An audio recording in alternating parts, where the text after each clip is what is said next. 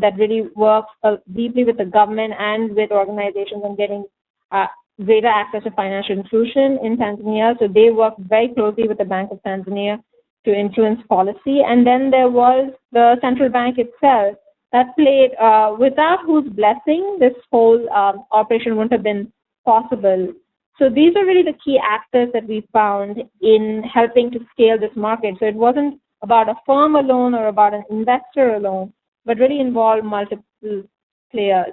So how did this happen? So if you look at the timeline of activities, in 2007, the Bank of Tanzania just opened up its guidelines for electronic-based schemes. So the stage in some ways was set for things like mobile money to come into play.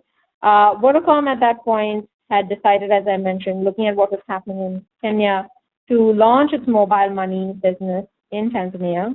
And it started, it got its license. It took a long time for it to get its letter of no objection.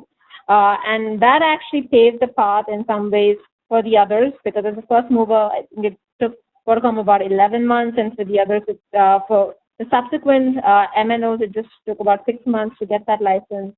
And Vodacom started to try and build its mobile money agent network through its existing airtime agents, and it's about in 2009. But it really wasn't working, and it was, some of the people we spoke to said that there was a lot of disappointment and a sense of they didn't know how to take this forward within the firm. And that's when the Gates Foundation stepped in. They had done extensive research on mobile money. They were familiar with the market, and the solution that both Vodacom and the foundation came up with was about actually adapting the business model. So instead of going through existing